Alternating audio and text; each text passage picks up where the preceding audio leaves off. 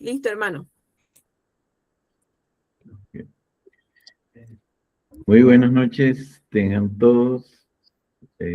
Vamos a comenzar un nuevo tema que está relacionado con dos libros poéticos que tienen que ver con dos libros poéticos que son Job y Proverbios. Así que de esta manera iremos desglosando el tema e iremos revisando de cómo nos va en esto, ¿ok? Voy a ver cómo hago para compartir. A ver, no tengo acá. Ok, vamos a ver si puedo compartir acá. A ver si puedo compartir. No sé dónde puedo seleccionar compartir. En la flechita hacia arriba, hermano. Está la flechita hacia arriba y le va a dar compartir. Ajá. Sí, ya le di, pero no me... Ya va un momentico. ¿La tiene abierta? ¿Dónde está abierta? ¿Ah? Sí, ya está abierta aquí en la presentación. ¿Por qué la tiene en PDF? ¿Es por eso? Pásala, sí, pásala. Ya un momentico, entonces. Déjame...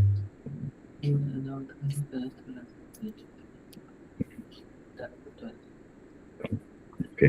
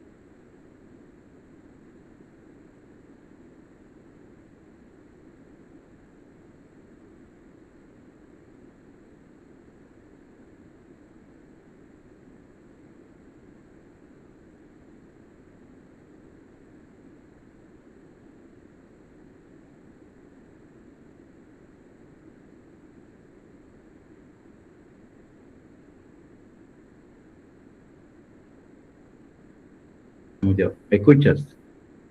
¿Sí? Sí, se escucha Ok, bien. ahora sí. Ok. Ahora sí. Tengo que darle aquí entonces. Ya va, un momentico. Ok, ya. Bien, ahora sí. Ahora tenemos un problema técnico acá. Ok.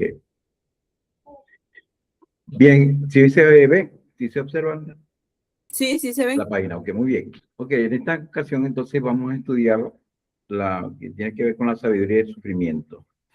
Realmente no usamos la palabra sufrimiento en relación con los términos de padecimiento, ¿no? Realmente tomamos el término más bien padecimiento en lugar de sufrimiento, porque prácticamente cuando ustedes leen su Biblia, en ninguna parte aparece la palabra sufrimiento, sino padecimiento. Entonces el creyente se distingue de lo que la gente conoce como sufrimiento, porque en la Biblia se establece que el creyente padece, no sufre. Entonces, ustedes se van a dar cuenta que a través de toda la escritura van a encontrar la palabra padecimiento, no sufrimiento. Por otro lado, el término sufrimiento tiene que ver con una persona que es víctima de una situación. El padecimiento es totalmente distinto. Lo toman los judíos del hecho de que los niños cuando están en octavo día que los circuncidan, el niño siente una molestia. El niño no sufre, sino que padece, de acuerdo con ellos. Entonces, esa molestia que siente el niño al octavo día al ser circuncidado es referido en la escritura como para las personas que están dentro del concepto de Dios, como personas no que sufren, sino que padecen, sienten la molestia. Obviamente, el padecimiento tiene que ver con la molestia que siente el creyente cada vez que pasa por una situación difícil. De modo pues que entonces en esta ocasión vamos a trabajar no con la palabra sufrimiento, sino padecimiento. Entiéndase que sufrimiento tiene que ver con padecimiento. Entonces, tenemos dos respuestas del Antiguo Testamento a la experiencia humana, el libro de Job y el libro de Proverbios, que es lo que en esta ocasión vamos a tomar en consideración. Lo tomé como capítulo 1, ¿por qué los buenos padecen? De acuerdo con Job. Y el capítulo 2, en relación con Proverbios, la sabiduría como raíz, diríamos en este caso, como raíz de vida, de la vida del creyente. Entonces, estamos claros que en la primera parte vamos a trabajar por qué los creyentes padecen, no que sufren, sino en el caso de, tomando el caso de Job, padecen. Entonces, tenemos acá como objetivo lo siguiente. En la estructura que tenemos acá de la combinación de los dos libros poéticos, entonces tenemos que los objetivos son los siguientes. Comprender por qué padecen los justos a partir de la reseña crítica del libro de Job, que es lo que vamos a hacer. Una reseña crítica nada más del libro de Job. No vamos a estudiar versículo por versículo, ni vamos a hacer nada de eso. Pero que con la reseña crítica que hagamos del texto, de los aspectos sobresalientes del libro, nos va a ayudar muchísimo. Mejor. Y no va a haber este problema de que tengamos que analizar versículo por versículo. Tomaría mucho tiempo para hacer eso. Pero una reseña crítica sería más práctico. ¿Por qué? Porque en la reseña crítica nosotros buscamos cuál es el problema, qué consecuencias trajo ese problema, 3, o el sufrimiento, padecimiento, qué problemas trajo el problema, qué soluciones se aportaron para resolver el problema, y luego entonces tenemos que, aparte de las soluciones, entonces, ¿qué criterio se tiene para lograr resolver el problema? Es decir, ¿basado en qué criterios o en qué causa resolvieron el problema? Entonces, eso es lo que vamos a conseguir en el caso de Job. Vamos a revisar eso. Cualquier cosa, cualquier situación en que ustedes no agarren muy bien el asunto, ustedes pueden hacer sus preguntas. Siéntanse libres en hacer sus preguntas. Entonces, lo primero es comprender por qué padecen los justos a partir de la reseña crítica del libro del texto, y ya les mencioné en qué consiste la reseña crítica. Segundo, analizar el discurso de los 4 amigos de Job y evaluar la validez teológica de cada uno. Tercero, identificar el conflicto, sabiduría, necedad que estructura el libro de Proverbios. Interpretar las imágenes literarias, plantas, animales, objetos, como pedagogía emocional del pueblo de Israel. Entonces, seguimos con lo siguiente. Entonces, ¿por qué padecen o por qué los buenos padecen? Entonces, la reseña crítica, y prácticamente lo he hecho como un sermón más bien que un estudio, ¿no? Lo hacemos como un sermón del libro de Job. Entonces, sobre esa base vamos a trabajar. En primer lugar, tenemos nosotros un perfil. Por ejemplo, Job procura presentarnos un perfil de Job. Y nos habla de que Job es un hombre perfecto, un hombre próspero, un hombre de oración, un hombre popular y un hombre probado en todo. Entonces, este perfil es clave para el argumento del libro, ¿no? Job no padece por ser malo. Vamos a aclarar eso. Vamos a partir de ese hecho. Job no padece por ser malo. El relato construye deliberadamente la imagen de un hombre íntegro antes de narrar su colapso. Que en este sentido, pues, tiene sus dificultades, tiene sus limitaciones, como todas personas las tendrán. Es decir, que Job va a ser un modelo para nosotros. El creyente, cada vez que padece, pasa por una situación difícil, no está padeciendo porque haya hecho cosas malas. Es decir, no se entiende que el creyente hace cosas malas, ¿no? O que padece porque hace cosas malas. Sino que el creyente tiene el perfil de Job, solo que va a sentir la molestia cuando pasa por una situación difícil o dificultad. Entonces, no debe entenderse que las situaciones del creyente consiste en que él sufre o es víctima de la situación, sino que más bien él padece por sencillamente ser una persona fiel.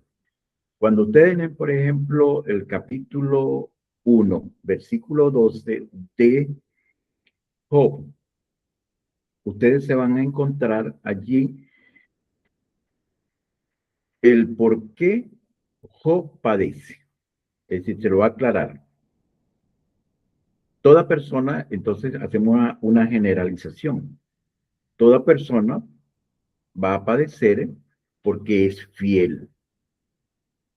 No porque tiene cosas malas, porque haya hecho cosas malas. En el creyente nunca se prejuzga esa situación, sino porque es fiel. Y por su fidelidad, obviamente, va a padecer. Esa es la tesis central realmente de Job. Entonces, los creyentes pudieran pensar, bueno, estoy pasando por esta situación y a lo mejor debe haber algo mal en mí, algo que no está funcionando, o me he portado mal, o no estoy andando bien con el Señor. Y esas son las preguntas que generalmente se hacen los creyentes. Pero tomando a Job como modelo nuestro, tenemos que partir del hecho de que el creyente pasa por situaciones difíciles porque es fiel. Dice el versículo 12 que, y me gustaría leerlo para que más o menos entonces nos familiaricemos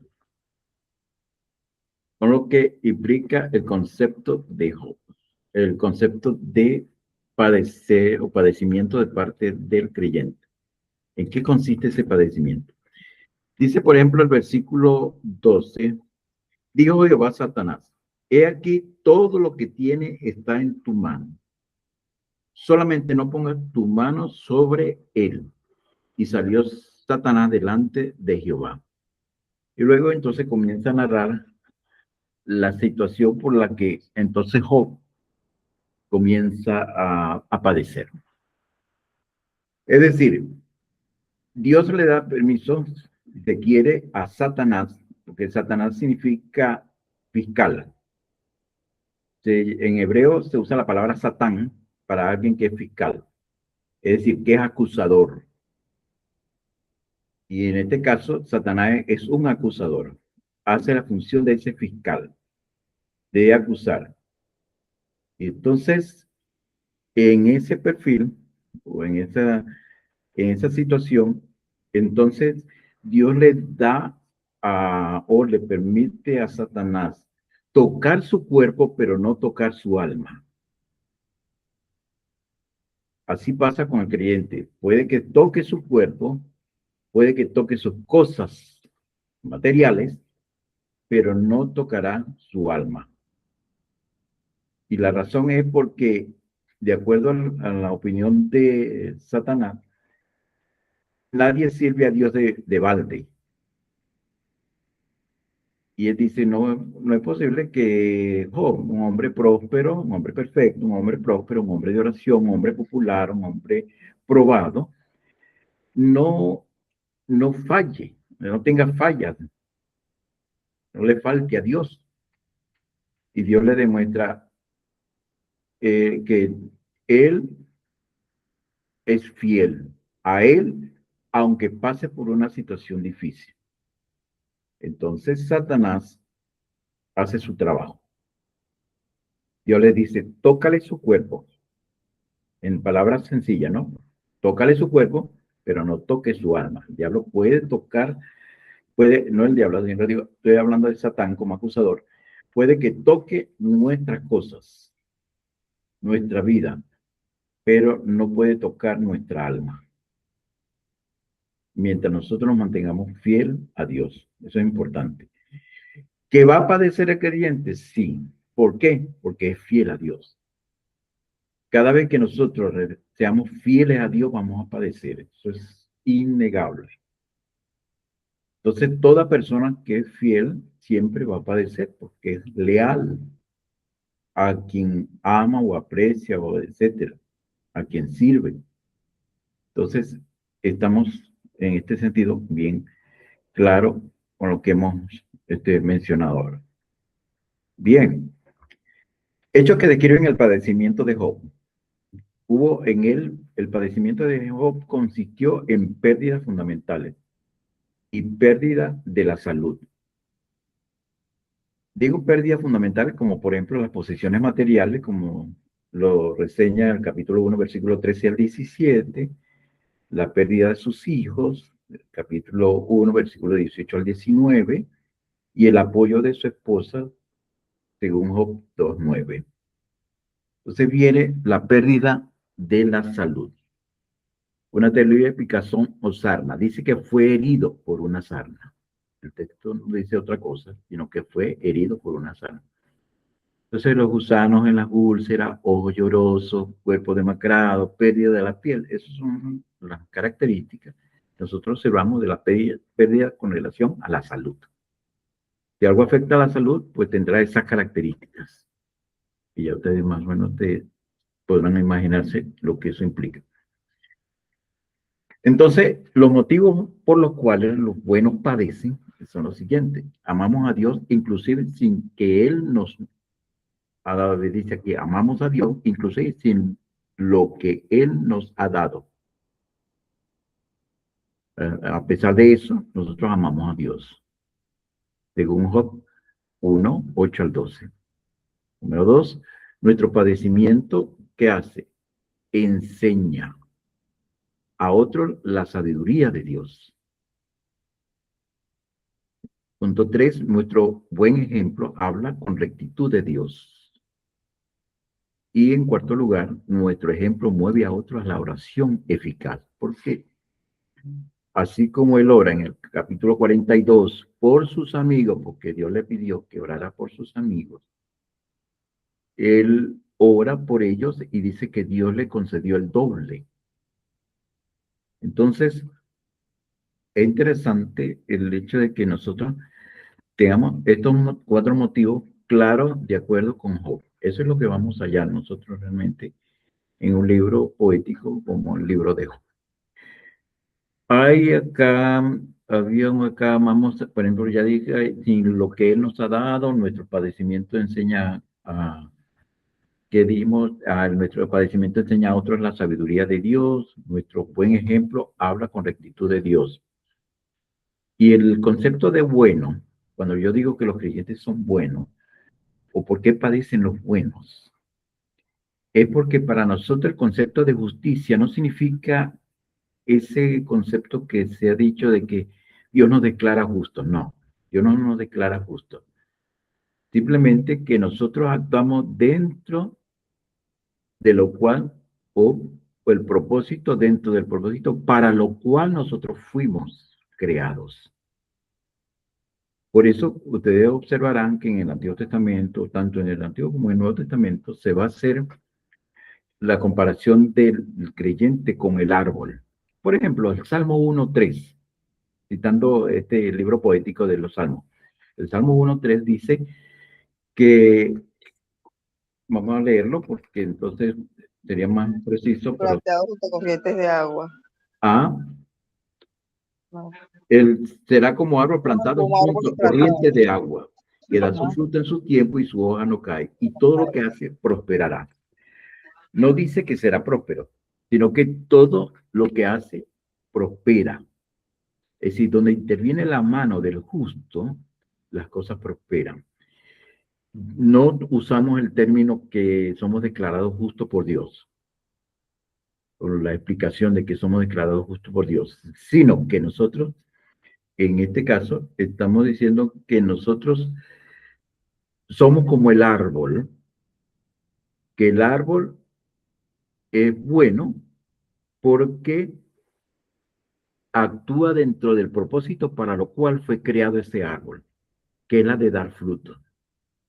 Entonces ya se denomina árbol bueno por el hecho de que ese árbol entonces da fruto. Asimismo, el creyente no es declarado justo, sino que es justo porque actúa dentro del propósito para lo cual fue creado. En otras palabras, hay en griego una palabra que se usa como diskaio suné. Diskaio significa suné, diskaio suné significa bien hacer o bienhechor. Entonces, todo creyente es un bienhechor, una persona que hace bien las cosas. Y Pablo, y por cierto, Pedro, creo que yo no sé si ustedes recuerdan que Pedro en su primera carta, en el capítulo 4, él dice del creyente lo siguiente, va a hablar del creyente como la persona que más bien debe procurar ser esa persona bienhechora. A ver si conseguimos, si ustedes tienen ahí, consiguen el pasaje de Primera de Pedro, capítulo 4, ustedes se van a encontrar con lo siguiente, y es una advertencia que hace el mismo Pedro. Dice acá, así que ninguno de vosotros padezca, fíjese que usa la palabra padecer, versículo 14. A ver, 13, 14, versículo 15. Así que ninguno de vosotros padezca como homicida o ladrón o malhechor, o por entremeterse en lo ajeno. Pero si alguno padece como cristiano, no se avergüence, sino glorifique a Dios por ello. Entonces, una advertencia es que ninguno padezca por ninguna de las razones antes mencionadas o las causas mencionadas, sino que más bien por ser bienhechor. Ese es un punto importante en esta, de lo que nos aporta casualmente el libro de Job. Tenemos entonces lo siguiente, vamos al siguiente punto. Habrá siempre personas que van a explicar la situación por la que nosotros estemos pasando. Por ejemplo, en el caso de Job, nos presenta 4 amigos, es decir, 4 fuentes de autoridad. Job pregunta cómo ayudar a quien maldice su propio nacimiento. Entonces, 4 amigos llegan a responder, cada uno desde una fuente distinta de autoridad. Entonces tenemos a Elifaz, tenemos a Bildad, tenemos a Sofar, pero también tenemos a Eliú. Tenemos que Elifaz en el capítulo 4, Bildad en el capítulo 8, y a Sofar en el capítulo 11, y a Eliú lo tenemos en Job 33. Entonces, ¿qué pasa con Elifaz? Elifaz procura explicar la situación de Job basado en su propia experiencia. Y considera que su experiencia es fundamental y como su experiencia así lo dice, pues y por lo que él ha tenido ya por su trayectoria, le da él razón para decir, bueno, yo basado en mi experiencia voy a prejuzgar el caso de Job. El caso de Bildad se basa en su pasado, se basa en la tradición.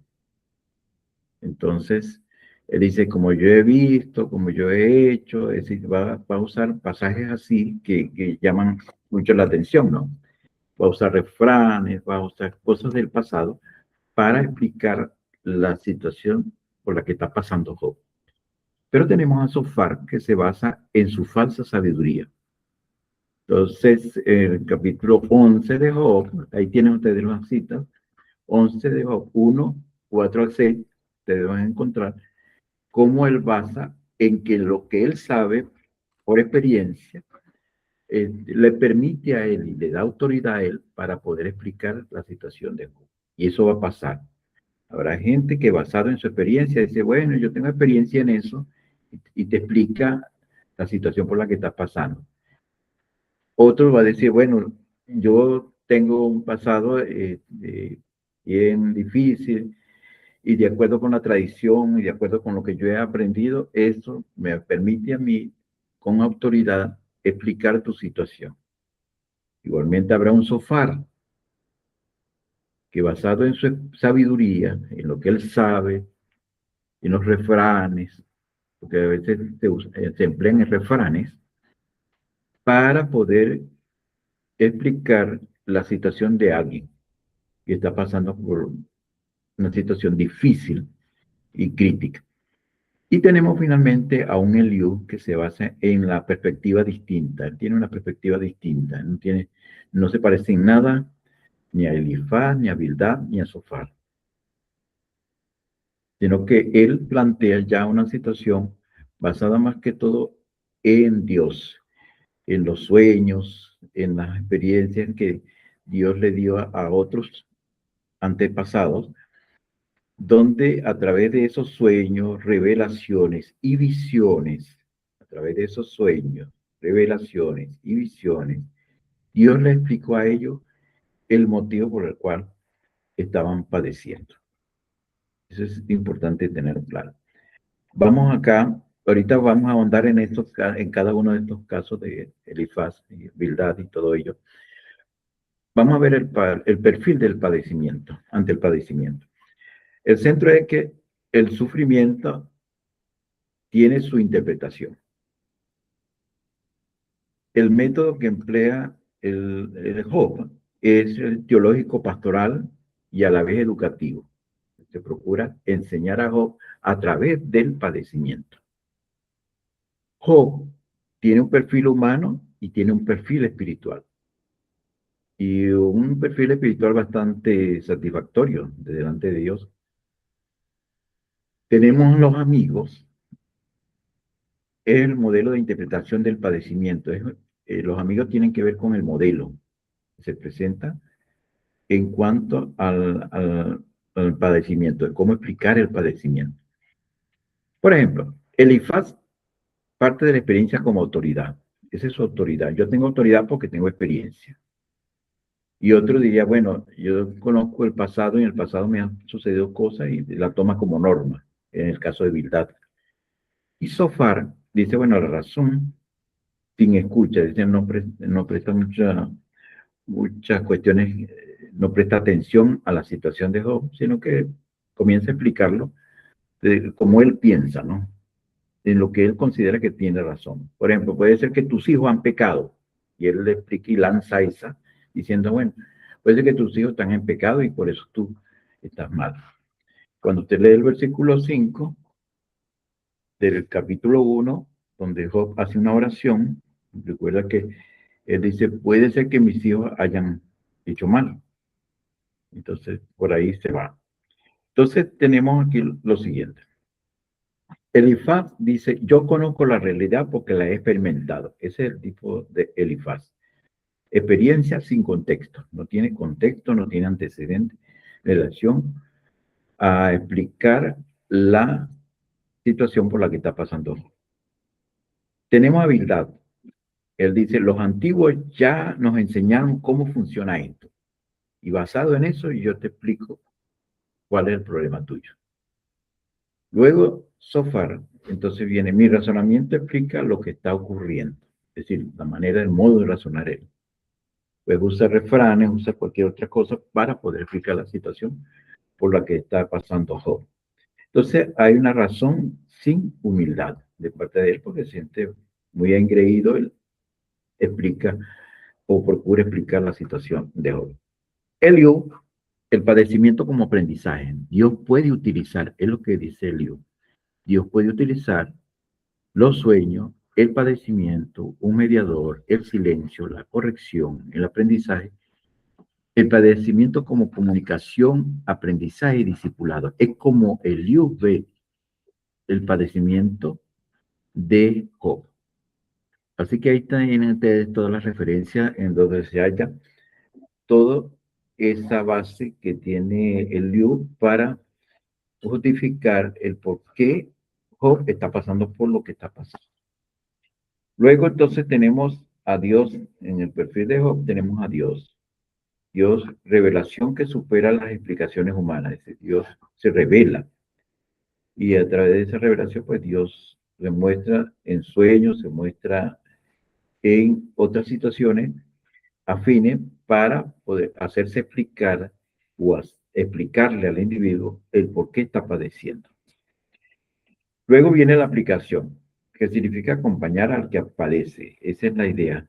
Y acompañar al que padece es una de las cosas o de las virtudes que tienen la mayoría de los creyentes cuando alguien está pasando por una situación bien crítica o difícil, de dolor, o como se llame, pero hay esa actitud siempre. Al final es acompañar al que padece en su situación. Entonces tenemos acá hechos que describen el padecimiento de Job. Ya sabemos que hubo pérdidas, sus hijos y el apoyo, ya sabemos toda esa parte. Tenemos que entonces, en primer lugar, Elifaz se basa en su experiencia. Su método, entonces, ¿cuál es? Elifaz habla como sabio experimentado, apela a que él mismo ha visto y comprobado en la vida, como yo he visto, dice en el capítulo 4, versículo 8, y respalda su tesis con el relato de una visión y un sueño nocturno, de acuerdo con el capítulo 4, versículo 12 al 16, que presenta como fuente de autoridad espiritual. ¿Cuál es la tesis central en el caso de Elifaz? Dios es justo. Existe una ley moral automática de retribución. Los justos prosperan, los malos perecen. Los que eran iniquidad siguen calamidad, según él. Por lo tanto, el padecimiento de Job sería consecuencia de un pecado oculto. Esa es la opinión que tiene Elifaz. Entonces, ¿qué pasa con ello? Construye su argumento desde la observación moral y la idea de retribución inmediata. Es decir, cada uno recibe lo que merece. Convierte una experiencia subjetiva, un sueño, en verdad universal sobre el porque yo lo soñé o he soñado, etc. Y toma los sueños como fuente de autoridad. ¿Ok? Y o lo usa como de criterio de valor para poder entonces justificar lo que él va a decir. Y su conclusión choca con el propio texto. En todo esto no peco Job. Dice, no, en todo esto no pecó Job, según el capítulo 1, versículo 22. Entonces ustedes ya observan acá lo que hace Elifaz. Veamos, ¿qué hace Bildad? Se basa en su pasado y su método. Bildad es una persona que apela a la experiencia personal. No es que apele a la experiencia personal, sino que apela a normas ya establecidas. Pregunta a las generaciones pasadas. Para él, el pasado contiene toda la verdad y la vida tiene reglas fijas ya confirmadas por la tradición. ¿Cuál es la tesis de Bildad en este caso? Si tú de mañana buscas a Dios y si eres puro y recto, Dios te levantará. Cosa que nos dice el capítulo 1 de Job. Bildad culpa inclusive a los hijos de Job por haber pecado, de acuerdo con el capítulo 8, versículo 4, y sostiene que la pérdida es castigo directo. Entonces Dios está castigando porque los hijos, está castigando a Job porque los hijos han pecado. Es decir, que el pasado es útil, pero verdad lo convierte en ley inmutable. La evaluación consiste en que ignora la complejidad del padecimiento humano presente y aplica la tradición de forma mecánica. Y luego tenemos en tercer lugar una evaluación crítica. Representa la voz de la tradición sin actualización, como es la sabiduría heredada, sin espacio para el misterio. Entonces, pasamos a Sofar. Sofar se basa entonces en su falsa sabiduría. ¿Su método cuál es? Sofar responde desde la razón, es decir, desde su propio modo de entender la situación de Job. Ataca el estilo de vida de Job y no reconoce su sinceridad ni su integridad. ¿Cuál es la tesis central de Sofar en este caso? Sofar, o el planteamiento que hace Sofar, Sofar opina que Job padece menos de lo que merece, imagínense. Con todo lo que había tenido, todavía le faltaba. Para él debería sufrir más. Está convencido de que Dios castigará a Job aún más. Eso solo confirmaría su propio juicio sobre Job. Entonces, ¿cuál era el veredicto sobre Job, sobre sus amigos? De parte de sus amigos. Cuando Job evalúa el consejo recibido, concluye que ninguno de los tres le ha ayudado en nada. Los llama médicos nulos, gastados esquemas e inútiles medias verdades. Así es como aparecen esas dos porciones que aparecen allí en Job 13:4 y en Job 13:12. ¿Cómo vamos hasta ahora? Ok. Entonces viene el Eliú. Ese es el cuarto. Es una cuarta manera de explicar una situación, o se ve como una cuarta manera de explicar una situación, un problema de alguien. A diferencia de los tres anteriores, Eliú sostiene que el padecimiento de Job es discipulado y enseñanza de Dios, un medio para mantenerlo en buena relación con él. Ya vamos a ver. Entonces, dada esta situación, entonces tenemos tres formas en las que Dios habla según Eliú. A través de sueños, según el capítulo 33, versículo 14 al 17, a través del padecimiento, según el capítulo 33, versículo 19 al 22, y a través de un mediador, según el capítulo 33, versículo 23 al 24.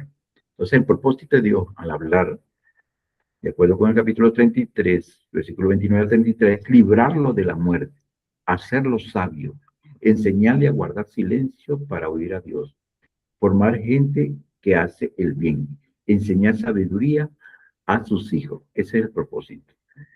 Entonces, yo sé que mi Redentor vive. Entonces, luego se cita todo esto acá en el Job 19, 25, 33, 26 a 28. Y entonces Eliú anticipa la restauración del cuerpo de Job. En otras palabras, anticipa la restauración en el sentido de que considera que el cuerpo de Job volverá a los días de su juventud. Es decir, se recuperará.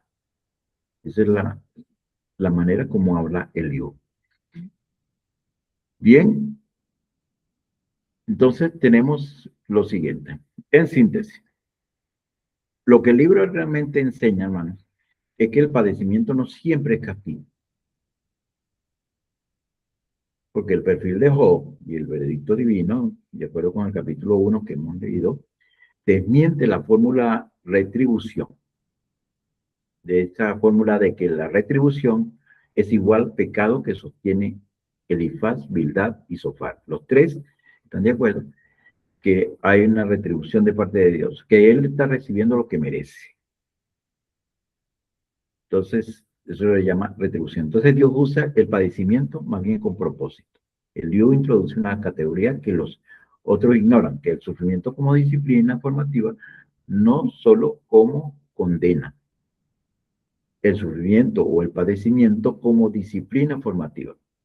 De vez en cuando voy a estar alternando la palabra sufrimiento para que se entienda que me estoy refiriendo al padecimiento. ¿Okay? Así que la restauración llega en comunidad. Dios restaura a Job cuando éste ora por sus amigos. Fíjense que en el capítulo 42, cuando ustedes terminan ya casi el libro de Job, versículo 10, Dios le pide que debe orar por sus amigos y él, a pesar de que Job los considera médicos nulos, prácticamente ni siquiera como amigos, Job, sin embargo, hace oración por ellos. Entonces, el bien que hacemos por otro abre camino a nuestra propia sanidad.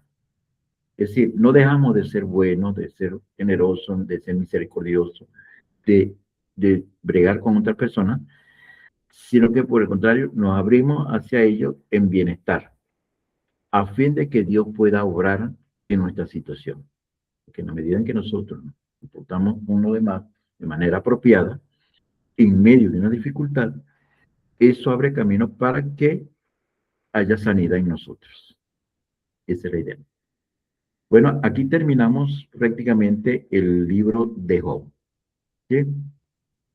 Estamos ya claros. ¿Qué tal les fue en este libro de Job? Si comprenden ya el uso y sentido que tiene el libro de Job para nosotros.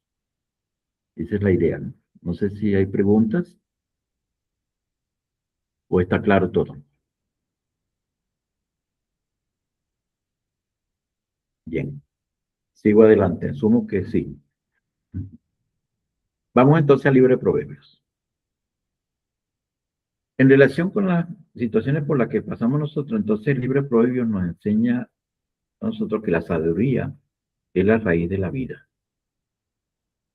Que dice que es el principio de la sabiduría es el temor a Jehová. Entonces, la reseña crítica del libro de Proverbios frente a la necedad es muy importante tenerlo en cuenta.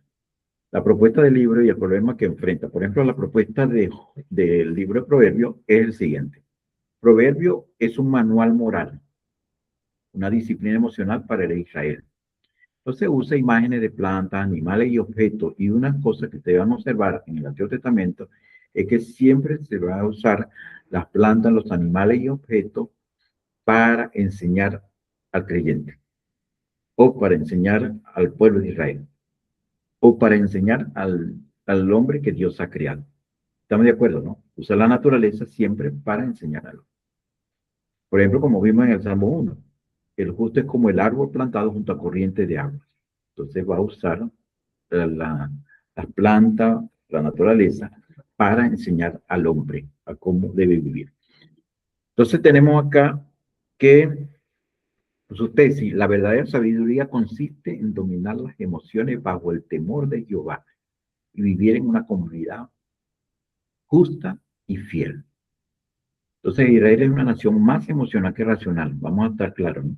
Por eso ustedes van a observar muchas de estas comparaciones, como aparecen en Isaías, por ejemplo, 1:3, compara que el animal allí entiende quién es su amo, conoce mejor a su amo, mientras que dice que en Israel no funciona.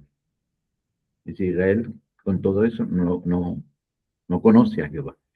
Y aunque tiene capacidad de razonar, vive en tensión entre seguir la ley y la palabra de Jehová, o dejarse llevar por pasiones, deseos y emociones mal orientadas. Esa es una cosa que se observa en el pueblo de Israel como una nación emocional que razona. Es más emocional que racional. ¿Estamos de acuerdo? Luego, la imagen emblemática es que el perezoso gira en la cama como la puerta gira sobre sus quicios. Fíjense que está usando acá la experiencia de un perezoso, del que no quiere hacer mayor cosa en la vida, o quiere obtenerlo todo sin hacer nada. Entonces el perezoso gira en la cama, como la puerta gira sobre sus quicios, según Proverbios 26:14. Entonces se mueve, pero no avanza. Es la imagen de un pueblo atrapado en la rutina sin visión. Esta es una de las situaciones por las que pasa el pueblo de Israel. Ese es un perfil, pues, del pueblo de Israel. ¿Qué consecuencia trae la necedad?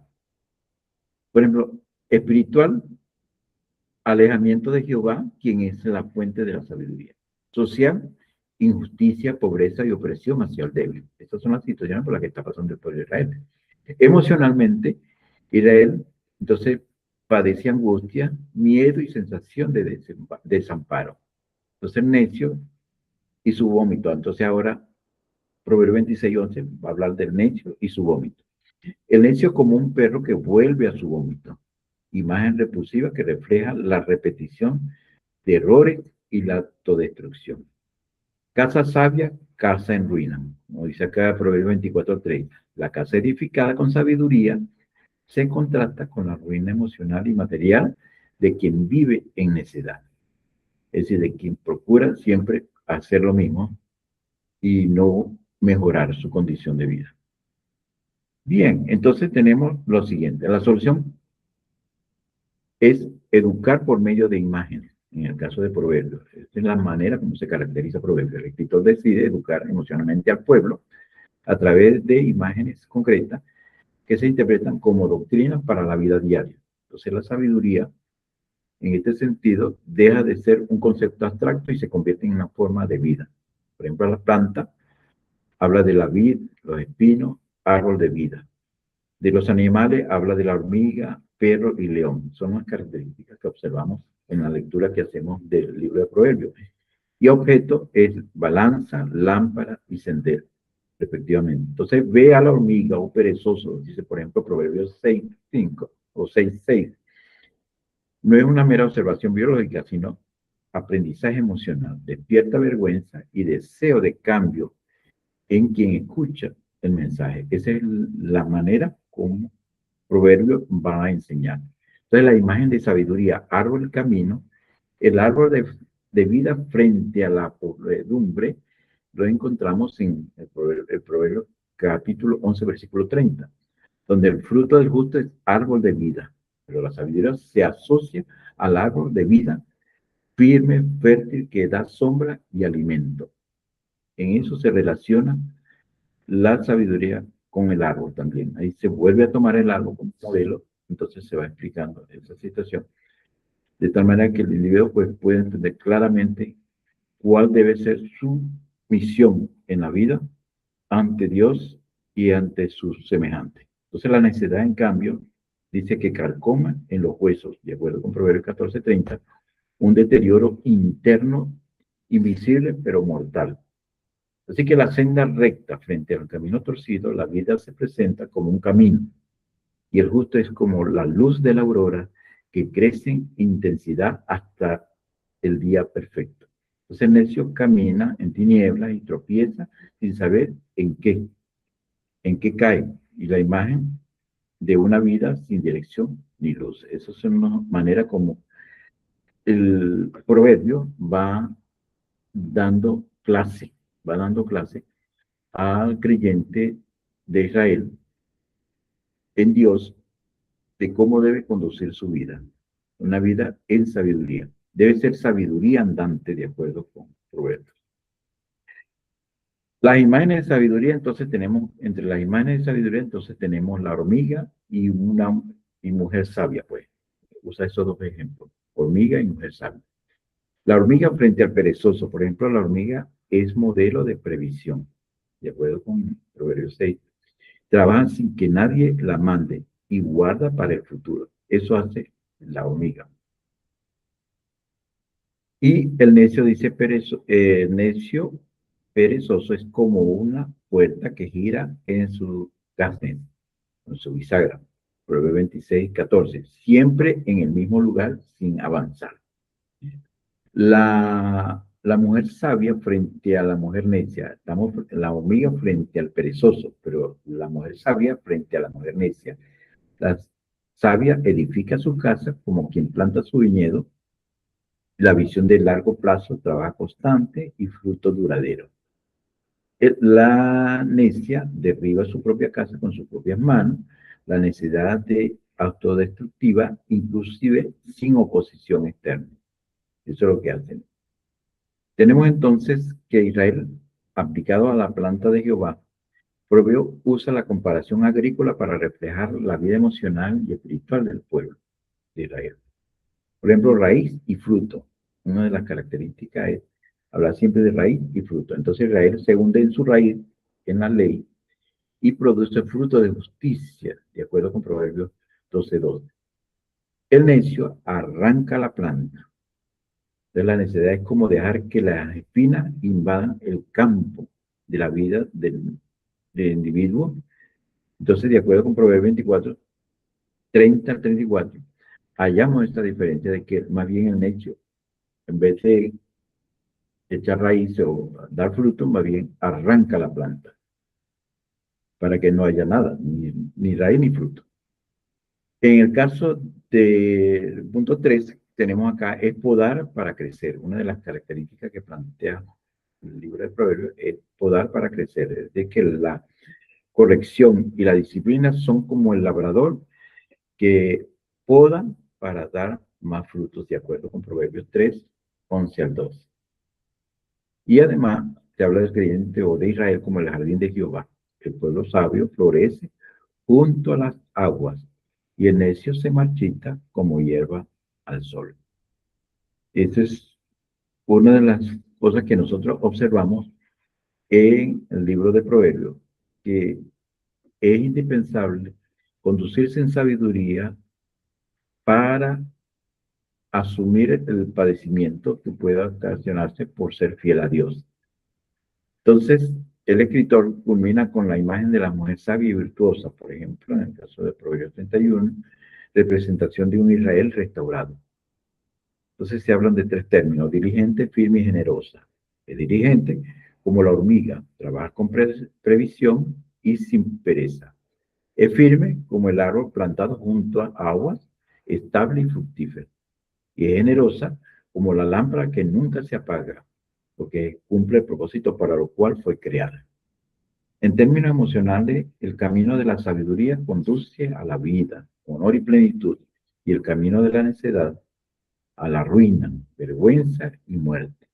La sabiduría no solo construye, cura el alma, como medicina para los huesos, de acuerdo con Proverbios 17:22, y transforma la vida comunitaria, pues una palabra suave calma, dice acá, la palabra suave calma la vida, de acuerdo con Proverbios 15:1.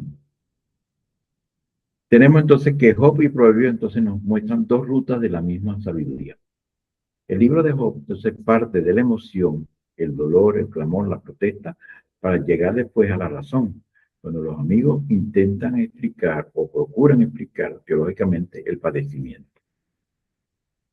Para el pensamiento hebreo, la tradición, Pentateuco, profeta, memoria de Israel, es el punto de partida hacia la revelación. La experiencia acumulada del pueblo de Dios o con Dios se actualiza en cada generación que va viniendo, ¿no? Entonces el libro de Proverbios toma la creación, las plantas, los animales, los objetos como puente pedagógico, parte de imágenes concretas para formar el carácter y las emociones antes de exigir obediencia racional a la ley. Es decir, en vez de insistir en que la gente debe obedecer la ley o seguir la ley, más bien tiene otra manera distinta de bregar con imágenes concretas para formar el carácter y las emociones de la vida, que presenta la vida.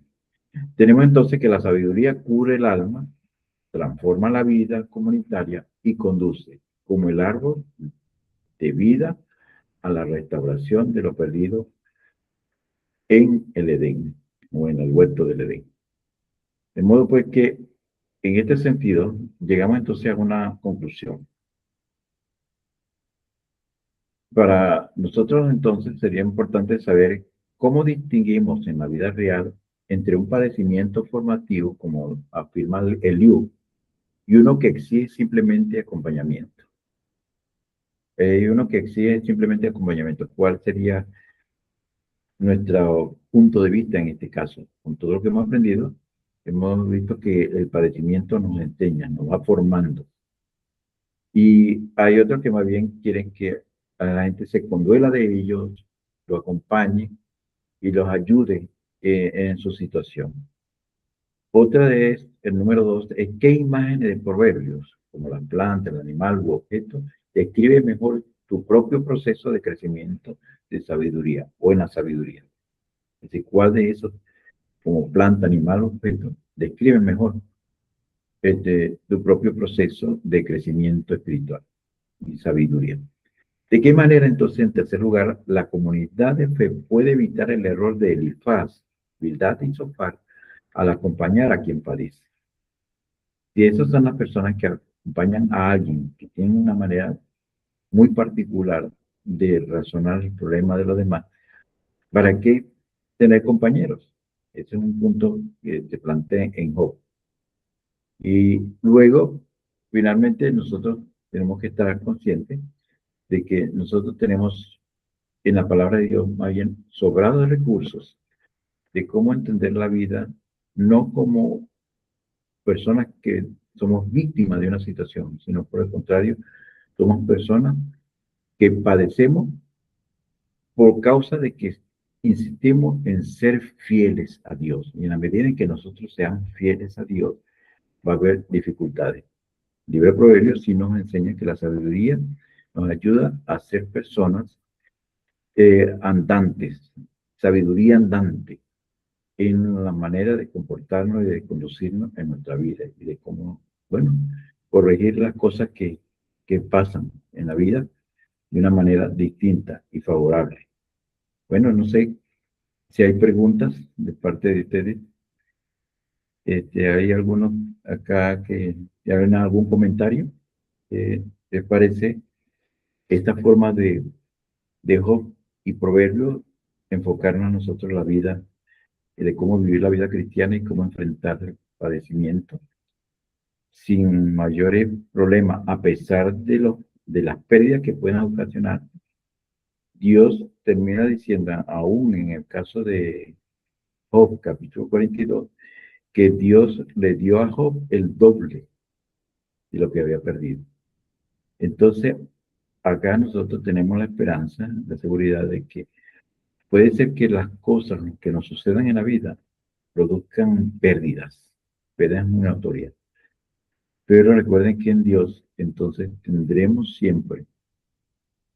la oportunidad de tener el doble con Dios en medio de las dificultades. ¿Y qué hacer con los que nos ofenden, los que hablan mal de nosotros, que nos critican, que malinterpretan nuestra condición de vida en medio de un sufrimiento, de un padecimiento? Sencillamente, como hizo, hacer oración por ellos, para que entonces Dios nos retribuya con bendiciones en todos los sentidos, para la honra de Dios y para bendición de nosotros. ¿Sí? ¿Dónde está mi gente? Acá no los veo. Pastor, Aquí, pues. me quede claro, entonces Job, su padecimiento fue formativo. Formativo. El padecimiento es formativo. Las pérdidas, obviamente, no se pueden tomar como que eso es lo único que hay, sino que las pérdidas simplemente son recuperadas por Dios. Dios recuperó las pérdidas que tuvo Job y le dio el doble en ese sentido. Entonces, vale la pena ser fiel a Dios y entender que el padecimiento no es porque nosotros hacemos cosas malas, sino porque somos bienhechores. Es decir, nos caracterizamos por ser bienhechores, porque nos esmeramos por ser bienhechores. Claro, vamos a sufrir, sí, pero ese es el punto clave tanto en Job como en Proverbios. ¿Qué dice?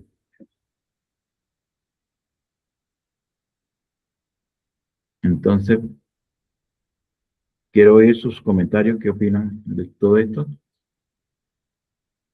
De que hemos hablado de Job y Proverbios.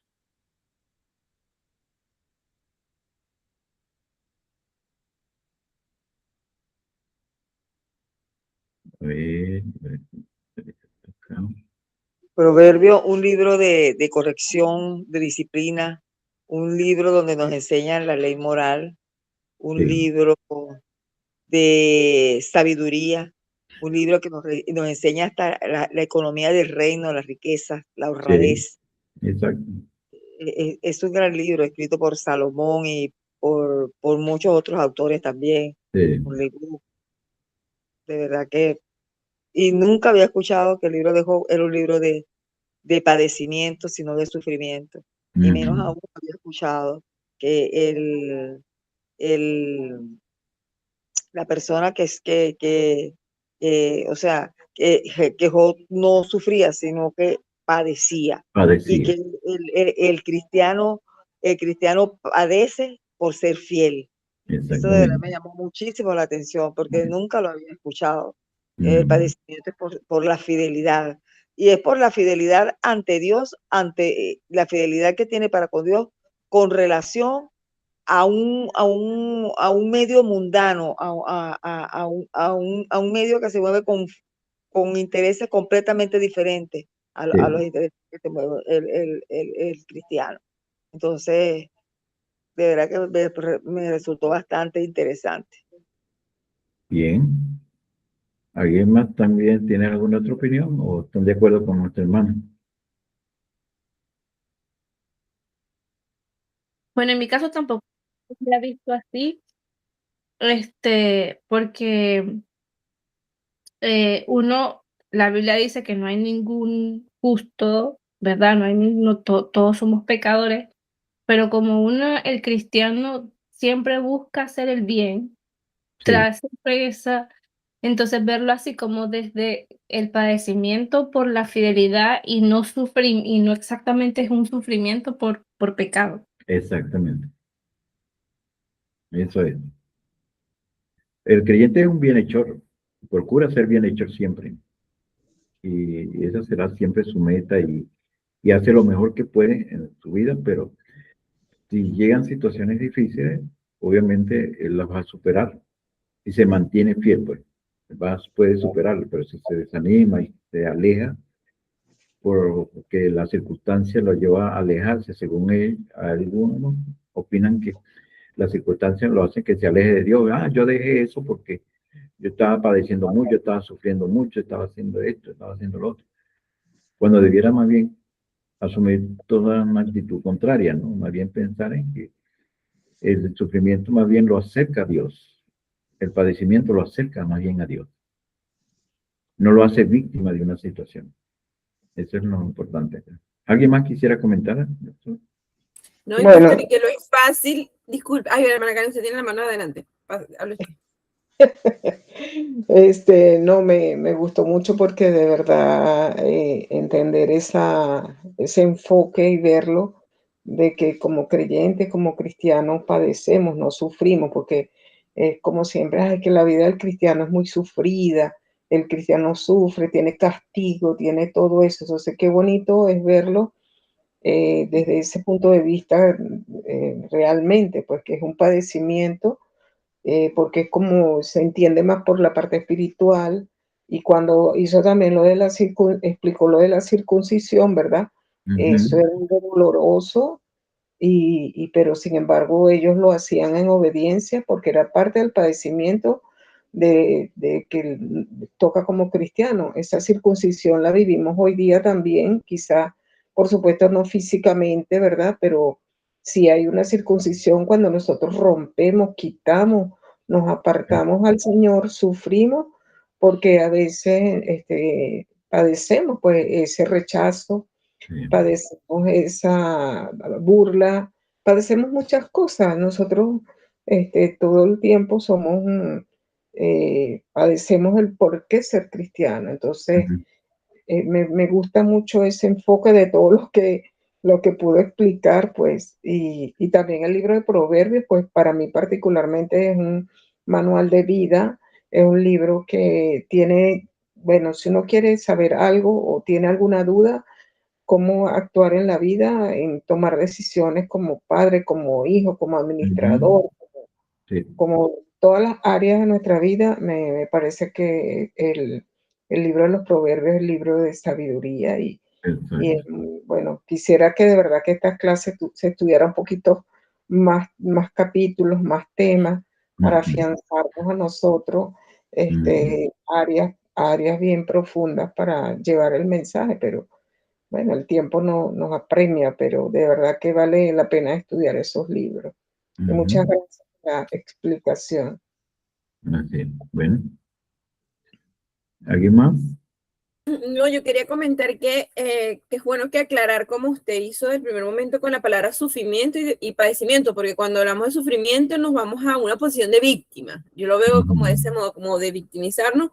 En cambio, cuando usted explica que en realidad es un padecimiento y que ese padecimiento va conectado por nuestra fidelidad al Señor, o sea, qué bonito verlo así, porque Ujú. no lo había interpretado de ese modo. Ujú. Entonces, eso le quería agradecer y ver cómo eh, ese padecimiento no necesariamente está conectado porque yo tengo algo malo con Dios o estoy Ujú. fallándole al Señor, sino Exacto, que es un dolor que está conectado a la fidelidad y que es mantenernos fiel al Señor. exacto. Eso es bien. Y hace que uno se mantenga en él sin abandonar. Hay quienes abandonan en medio de una situación porque piensa que es por situación que nunca le va a pasar nada, nunca debe pasarle nada, esa es la idea. Pero resulta ser que es más bien de carácter formativo el padecimiento de acuerdo con Job, como nos lo presenta Job, pues. Y vale la pena, por ejemplo, el caso de Pablo. Por ejemplo, Pablo tenía un problemita de acuerdo con segunda Corintios capítulo 11. Ustedes observan que Pablo tenía un problemita de búsqueda de aprobación, porque él quería que los hermanos de Corinto lo reconocieran como apóstol, aunque él era el número 13. No estaba entre los 12, sino él era el número 13. Entonces, pero él dedicó mucho a eso. Y cuando usted lee el versículo 23 del capítulo 11 de 2 Corintios, se da cuenta que él mismo saca su currículo. Y dice, yo soy hebreo de hebreo, etcétera, y saca un currículo bien amplio. Formado por Fadavier. Ajá, exactamente. Entonces dice, y él dice, y todas las situaciones por las que él pasó. Hasta el final del versículo, del capítulo, él comienza a describir todas las situaciones por las que ha pasado. Pero en el capítulo 12, versículo 7, se da cuenta entonces que esa situación por la que él ha pasado es una situación que más bien se le había convertido en un aguijón, en un mensajero. Es decir, esa búsqueda de aprobación de parte de él, que lo reconocieran como apóstol, se le había convertido a él en un aguijón y en un mensajero de Satanás para que no se enalteciera sobremanera. Tanto así que él hizo, dice el texto, que él hizo oración a Dios.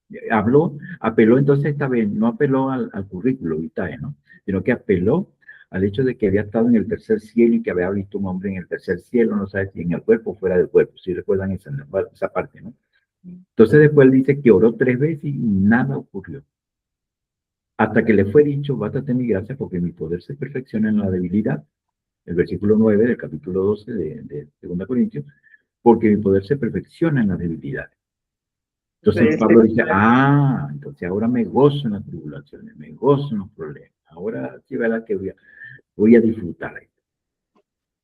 Entonces, cuando dejó de esa búsqueda de aprobación, esa preferencia por tener aprobación de parte de los demás, descubrió que él más bien tenía una fortaleza interior que era el gozo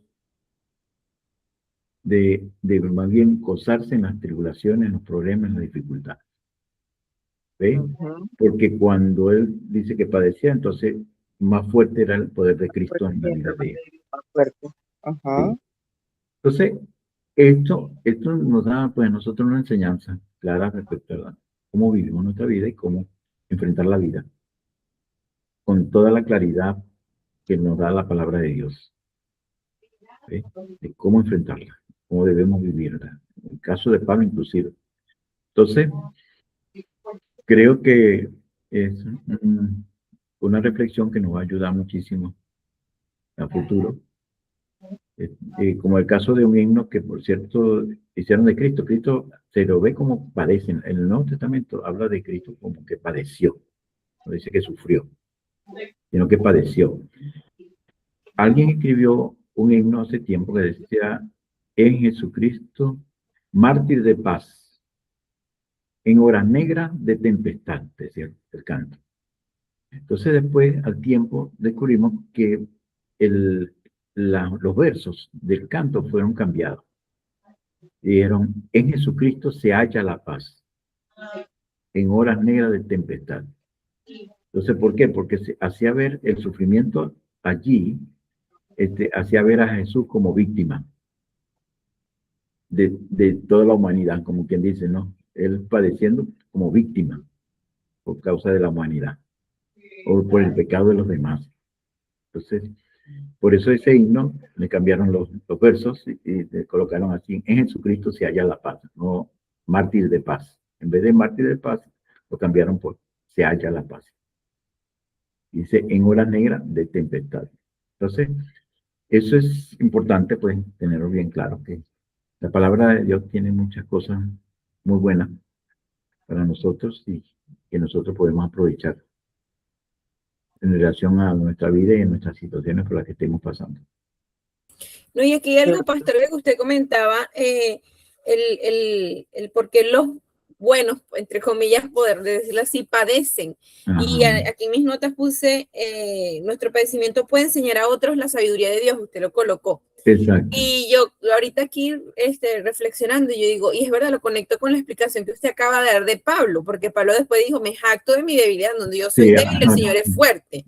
Sí. Entonces, allí nosotros en nuestro padecimiento como cristianos podemos enseñar a otros, acompañar a otro que también esté padeciendo. Y yo creo que en nuestra vida cristiana es algo bien importante nosotros estar atentos al padecimiento del hermano, porque muchas veces nosotros ignoramos eso y no acompañamos, y ya pudimos haber pasado por eso, podemos compartir en sabiduría, podemos acompañar en oración, porque usted lo dijo aquí, nuestro ejemplo puede mover a otros a una oración eficaz. Exacto. Entonces, eso es bien importante que nosotros como cristianos estemos conscientes de eso, estamos acompañando a otro que padece, estoy compartiendo mi padecimiento para que el Señor sea glorificado, compartir esa vida o mover a una oración eficaz. Es bonito eso, en la reflexión que nos puede dar en nuestra vida como cristianos. Yo recuerdo la vez pasada esta clase, creo que la dio Kelvis, y yo me quedé que Job ilustra la vida del cristiano. Entonces yo dije, wow, nosotros lo vemos como una historia que te enseña un hombre que fue probado y que nosotros vemos el panorama completo en esa conversación que tuvo Satanás con Dios, pero vernos nosotros allí, ahí es donde está la verdadera aplicación. Exactamente. Y qué interesante el hecho, yo meditando en esa palabra ahorita, ¿no?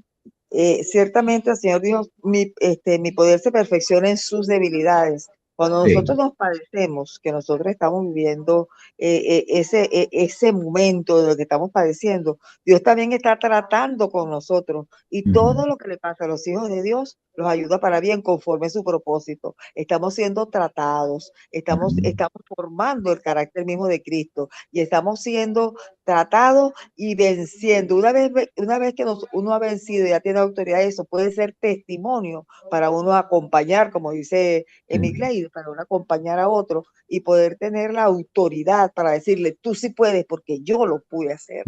Y qué interesante de verdad eso, viéndolo desde esa óptica, ¿no? Nuestro carácter fortalecido, el Señor nos prepara y el Señor nos une más a Él cuando estamos nosotros padeciendo una situación, porque vemos la gloria, porque qué importante es lo que dice del cristiano. El cristiano puede caer, pero cuando uno está con Jesucristo, nunca es derribado. Sí, es correcto.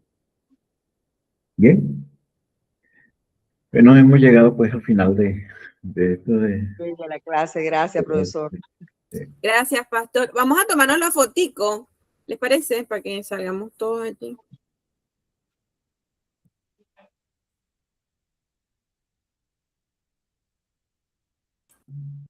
Hermana Mayra.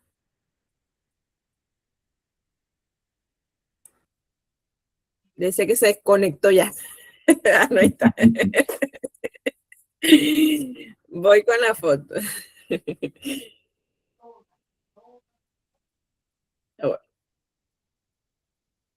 Voy a la 1, a las 2 y a las 3. Ayer déjeme para compartirla porque... Un momento.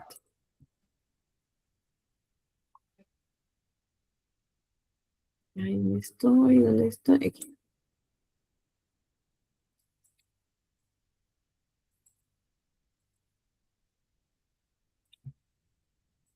Sí que ok, está súper.